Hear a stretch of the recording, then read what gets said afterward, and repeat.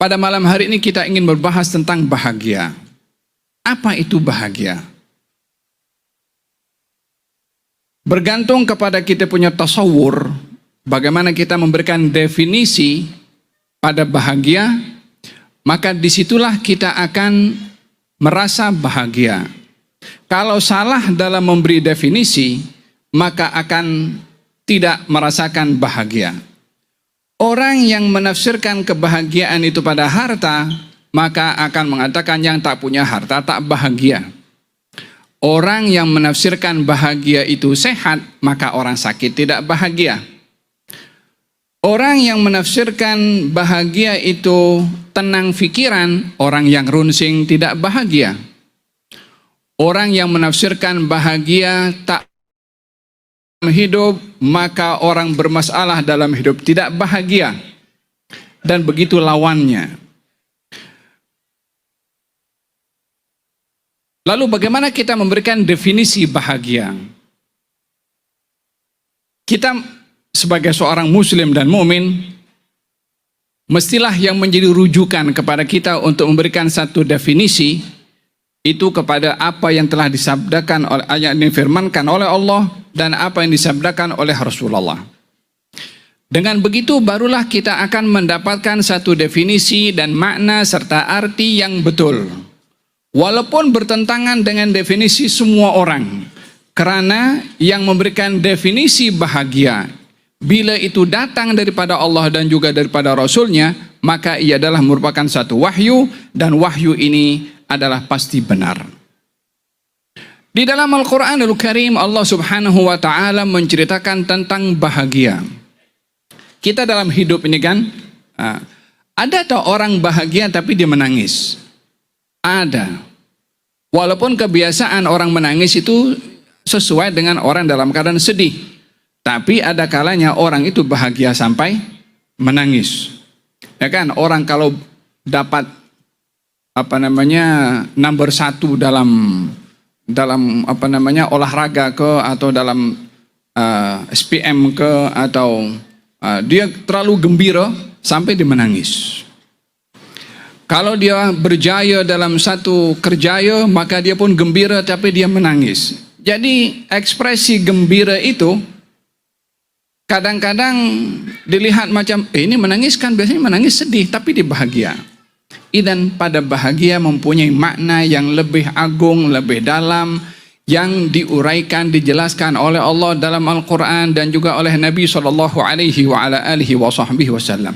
Kalau berbicara bahagia di dunia ini adalah orang yang tak ada masalah, maka tak ada orang yang bahagia. Semuanya orang bermasalah. Dan dalam kehidupan kita di dunia ini tidak terlepas daripada masalah atau kesedihan atau musibah. Yang pasti kita akan bersedih ketika berhadapan dengan masalah dan juga musibah.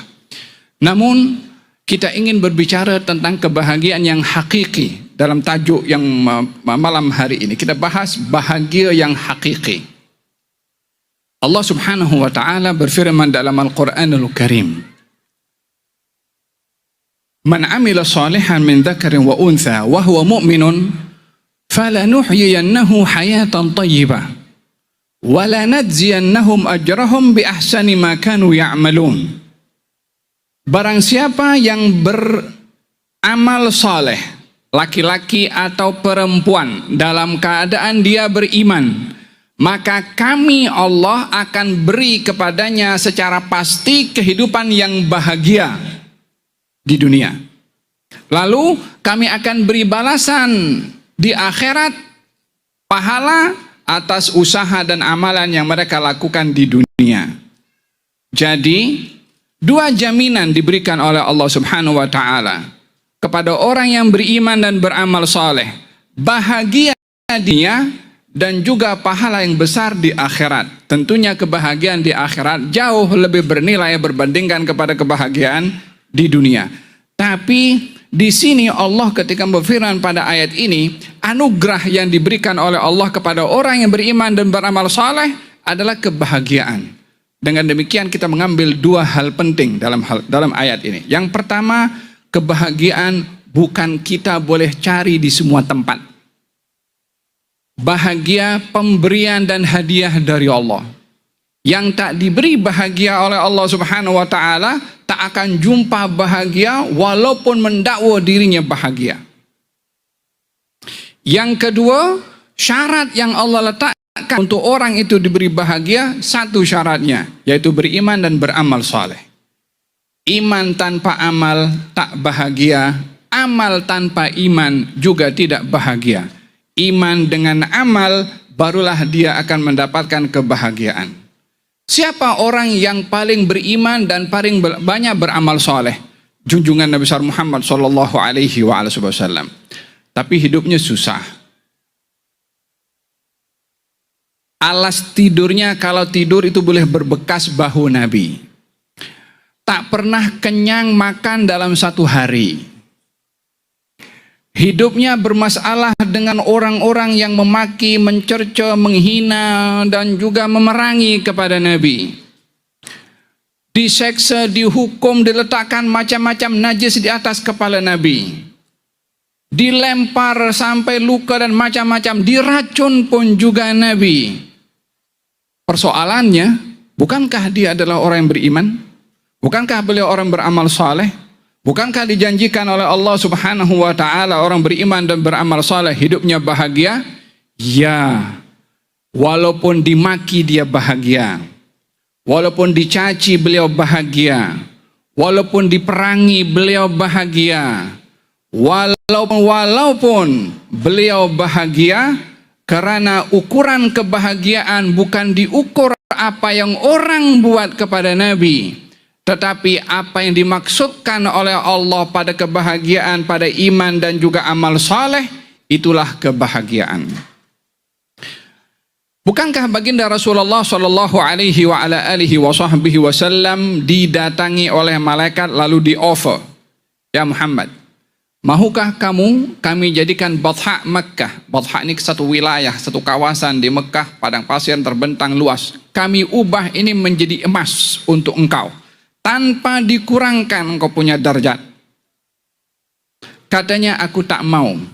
Bukankah kalau banyak harta itu boleh bahagia, boleh kesana, boleh kesini, boleh gunakan duit untuk apa-apa hal yang diperlukan dalam hidup? Katanya, tidak. Aku ingin hidup sehari kenyang untuk aku bersyukur, dan aku ingin hidup sehari lapar untuk aku bersabar. Jadi kebahagiaan, keseimbangan ketika mendapatkan nikmat, kebahagiaan itu bersabar ketika didugakan musibah, maka keseimbangan dalam hidup antara syukur dan juga sabar, itulah hakikat kebahagiaan di atas muka bumi ini. Yang hanya berpikir akan kebahagiaan ketika mendapatkan nikmat, dia tak akan bahagia ketika diuji dengan musibah. Tapi orang yang memahami bahagia pada syukur, dia akan bahagia ketika diberi nikmat. Dan orang yang memahami bahagia dengan bersabar ketika berhadapan dengan musibah, dia akan bahagia walaupun berhadapan dengan musibah. Dengan begitu hidupnya steady, hidupnya nyaman, tentram, dalam suka dan juga dalam duka. Falanuhyiyannahu hayatan thayyibah. Kami akan berikan kepadanya kehidupan yang bahagia walaupun dalam musibah. Di dalam kita ingin meraih kebahagiaan dan cara kita mengekspresikan kebahagiaan, ada orang kata, kalau ingin bahagia, senyum kepada semua orang. Kalau ingin bahagia, lepas apa saja yang ada dalam isi hati ini. Kalau ingin bahagia, pergi exercise pusing-pusing di taman situ. Kalau ingin bahagia, dengarkan lagu romantik supaya terhibur. Kalau ingin bahagia, macam-macam yang dicari oleh sebahagian orang yang ingin mencari kebahagiaan. Al-Quranul Karim dan juga sunnah Nabi sallallahu alaihi wasallam membimbing kita untuk bahagia dengan memastikan motifnya. Pada masa yang sama, memandu cara kita mengekspresikan bahagia. Ada motif, ada cara mengungkapkan, mengekspresikan bahagia. Supaya seorang itu tidak hanya fokus bahagia saja, tanpa dia mengetahui motifnya apa. Karena di dalam Quran Allah itu ada memarahi kepada orang yang bahagia. Bukan pasal bahagianya, tapi motif pada bahagia yang tidak betul. Katanya, in tamsaskum hasanatun tasuhum, wa in tusibkum sayyi'atun yafrahu biha. Golongan orang-orang munafik ini, bila kemenangan dicapai oleh kaum muslimin, mereka sedih. Dan kalau kekalahan dialami oleh kaum muslimin, mereka bahagia.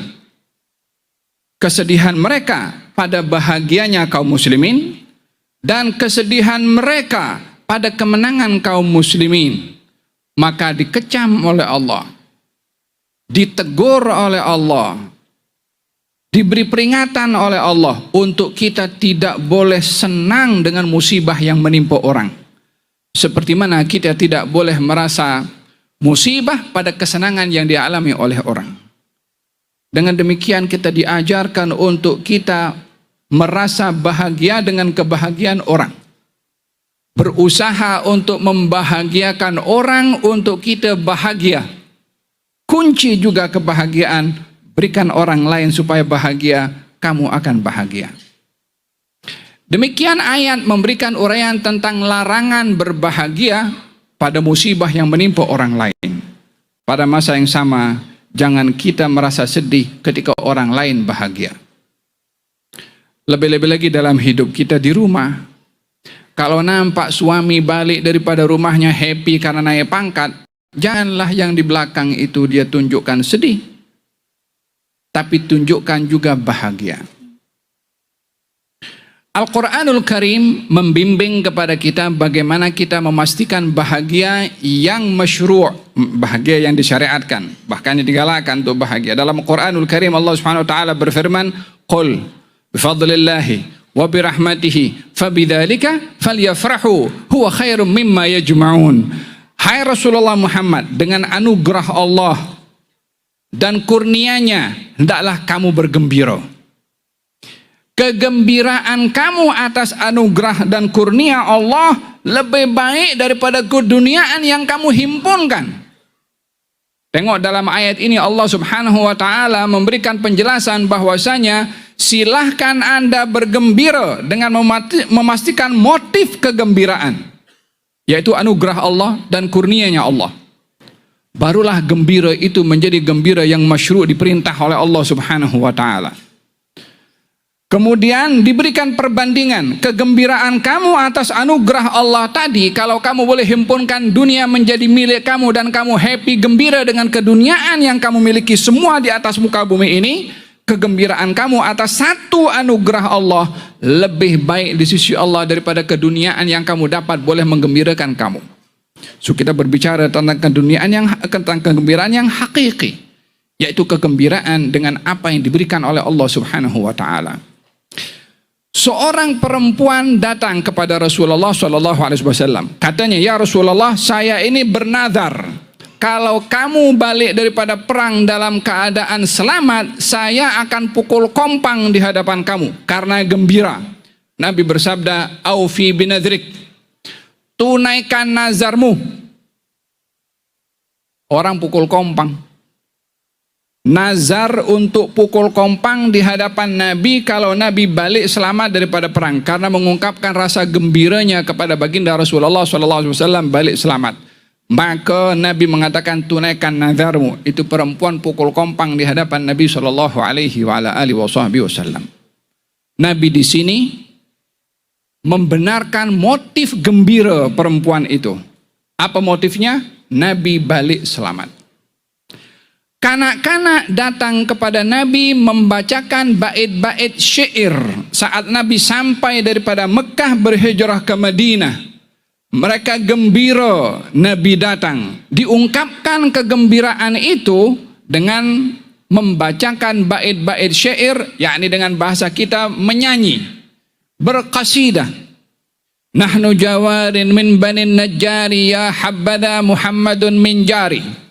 Kami adalah anak-anak daripada keluarga Bani Najjar. Kami seronok betuah karena berjiran dengan Nabi. Katanya begitu. Bait-bait syair ini dibaca di hadapan Nabi SAW. Nabi melihat dan berhenti sesaat. Ya Rasulullah, baru balik daripada safar, daripada perjalanan Mekah ke Madinah dalam keadaan bukan naik GMC yang ada aircon sejuk, bukan naik kereta api laju 2 jam sampai berhari-hari, lebih daripada 10 hari, dalam riwayat 12 hari perjalanan daripada Mekah ke Madinah. Tidur di mana? Makannya apa? Panasnya bagaimana? Sesaat naik onta, sesaat jalan kaki.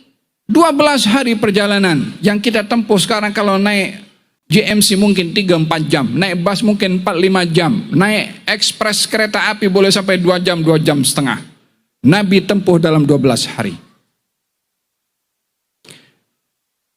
Tetapi ingin membenarkan dan juga mengakui, menghargai ekspresi gembira anak-anak, maka keletihan itu ditahan oleh Nabi SAW. Nabi berdiri dan melihat kepada anak-anak perempuan yang sedang mendendangkan lagu-lagu di hadapan Nabi. Nahnu jawarin min banin najjari, ya habbada Muhammadun min jari. Sudah selesai menyanyi lagu-lagu sudah. Di sini pun Nabi mendengarkan qasidah. Di sini Nabi mendengarkan lagu, tapi isinya adalah hal-hal yang baik. Maka baginda Rasulullah Sallallahu Alaihi Wasallam mengatakan kepada anak-anak itu, "Atau habibnani, kamu cinta kepada aku?" Kata baginda Rasulullah, "Budak-budak." Katanya, "Ya Rasulullah, ya kami cinta kepada engkau." Kata baginda Rasulullah, "Wallahi inna qalbi la yuhibbukunna." Gal, demi Allah hati aku ini cinta juga kepada kamu. Dibalas demikian oleh Nabi Sallallahu Alaihi Wasallam. Ekspresi kegembiraan anak-anak dihargai karena motifnya adalah gembira Nabi datang dengan selamat. Jadi di sini berbicara tentang kegembiraan dengan memastikan motif. Yang pertama tadi dikecam oleh Allah golongan kaum munafikin, gembira dengan musibah yang menimpa kepada kaum muslimin. Dicelanya kaum munafikin disebabkan oleh karena motif kegembiraan tidak baik. Bagaimana boleh orang bergembira dengan musibah yang menimpa kepada orang lain? Dan dalam ayat ini Allah Subhanahu wa taala memerintahkan kepada kita untuk bergembira disebabkan oleh karena motifnya. Dan kita harap majelis pada malam hari ini, majelis ulang tahun majelis Bandaraya Petaling Jaya yang ke-18 adalah motifnya bersyukur kepada Allah atas nikmat keharmonian, ketentraman dan juga khidmat yang diberikan oleh pihak majelis kepada masyarakat seperti mana disebutkan tadi, sampai dijadikan majelis tema sempena dengan majelis ulang tahun majelis Bandaraya ini adalah bahagia yang hakiki karena khidmat yang diberikan kepada masyarakat. Motifnya benar, maka gembiranya pun juga benar. Dan dalam Al-Quranul Karim berbicara tentang kegembiraan. Dan di dalam kita bergembira hendaklah memastikan perkongsian kegembiraan, dan jangan kita gembira dengan kesedihan orang. Al-Imam Ahmad ibn Hanbal sakit, didengar oleh Al-Imam Syafi'i, maka diziarahi. Imam Syafi'i nampak Imam Ahmad bin Hanbal sakit, dia pun sedih. Balik ke rumah, dia yang sakit. Imam Ahmad ibn Hanbal ketika diziarahi oleh Imam Syafi'i gembira, maka dia sembuh daripada sakitnya karena diziarahi oleh Imam Syafi'i, bukan karena Panadol, bukan karena obat daripada farmasi. Gembira diziarahi. Al-Imam Syafi'i ziarah kepada Imam Ahmad bin Hanbal untuk menjadi ubat ziarahnya. Dan beliau sedih karena melihat Imam Ahmad sakit, balik ke rumah beliau yang sakit. Maka Imam Ahmad dengar kalau Imam Syafi'i sakit selepas menziarahi Imam Ahmad. Beliau sembuh daripada sakitnya. Imam Ahmad datang berziarah kepada Imam Syafi'i. Imam Syafi'i nampak Imam Ahmad sehat, beliau pun segera juga sehat karena gembira. Dikatakan maridhal habibu fazurtuhu famaridtu min asafi alaih syufiyal habibu fazarani fashufitu min nadhari ilaih. Orang yang saya cintai sakit, saya ziarah kepadanya, maka saya menjadi sakit karena tengok dia sakit. Orang yang saya ziarahi sehat dan menziarahi saya, maka saya menjadi sehat karena melihat kepada orang yang saya kasihi juga sehat. Tengok macam mana bahagia itu boleh menyembuhkan orang sakit dengan menziarahi orang akan bahagia. Dan jangan sekali-kali merasa gembira dengan kesedihan orang atau sebaliknya. Hadirin hadirat yang dirahmati oleh Allah Subhanahu wa taala, berbicara tentang kegembiraan dan bahagia ini adalah tidak boleh lepas daripada panduan dan bimbingan syariat yang diajarkan oleh Nabi sallallahu alaihi wasallam. Beliau bersabda, minas sa'adati arba'atun. Mau hidup bahagia ada 4. Tentunya kebahagiaan ini di dunia ya. Kalau kebahagiaan hakiki itu dunia akhirat. Tapi ini kebahagiaan di dunia ada 4. Yang pertama, al-mar'atus salihah. Istri yang salihah. Ingin hidup bahagia, pastikan rumah tangga. Bukan hanya istri saja. Ya kalau istri mesti salihah, suami kan mesti saleh, supaya adil. Kadang-kadang perempuan banyak komplain, kenal saja. Mafhum daripada hadis ini adalah bukan hanya perempuan yang salehah, istri, tapi suami pun juga. Bagaimana istri salehah kalau suaminya tidak saleh? Minas sa'adati arba'atun. Untuk hidup bahagia di dunia 4. Yang pertama, al-mar'atus salihah, istri yang salehah. Yang kedua, al-jarus saleh, tetangga yang baik. Yang ketiga, al-markubul hasan, transport yang baik. Bukan jenamanya atau buatan mana, walhasil transport yang tak bikin masalah. Yang keempat adalah al-baitul wasi', rumah yang selesa. 4 ini adalah bahagian daripada kebahagiaan di dunia. Pertama, institusi keluarga. Yang kedua, lingkungan dan wilayah. Mungkin dalam hal ini adalah bertepatan dengan sempena ulang tahunnya Majelis Bandaraya Petaling Jaya, yaitu bagaimana mencipta persekitaran, harmoni, layanan yang bagus, dan juga servis yang merata sesuai dengan keperluan, dan juga mengambil berat tentang keperluan masyarakat dengan mengambil berat tentang keadaan mereka. Yang terakhir adalah transport yang baik atau rumah yang luas, yang selesa. Inilah bahagian daripada anugerah yang diberikan oleh Allah Subhanahu wa taala kepada orang yang ingin diberi kebahagiaan. Sekali lagi, kebahagiaan bukanlah satu hal yang biasa dan kita boleh create, tapi itu bahagia pemberian dari Allah Subhanahu wa taala. Jangan mencari kebahagiaan yang dibuat oleh minda kita, karena minda kita belum tentu memikirkan yang positif. Carilah kebahagiaan yang dikasih oleh Allah Subhanahu wa taala. Anda akan bahagia walaupun naik bicycle. Anda akan bahagia walaupun naik motosikal second hand.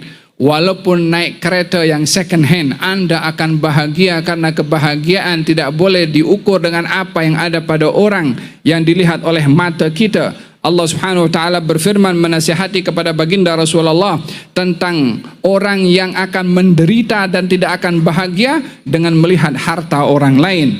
Wala tamuddanna ainaika ila ma matta'na bihi azwajan minhum. Jangan kamu wahai Rasulullah Muhammad melihat mata kamu mengalihkan kepada orang-orang yang diberi kenikmatan akan keduniaan, sehingga dengan melihat dunia orang, melihat harta orang, tak bersyukur dengan apa yang diberi oleh Allah kepada dirinya. Ingat, jangan tengok apa orang punya, tapi lihatlah apa yang Allah kasih kepada Anda. Anda akan bahagia dengan apa yang diberi oleh Allah. Tapi kalau Anda lihat apa yang ada pada orang, tak akan bahagia selama-lamanya, karena akan diukur apa yang kita punya dengan apa yang orang lain punya.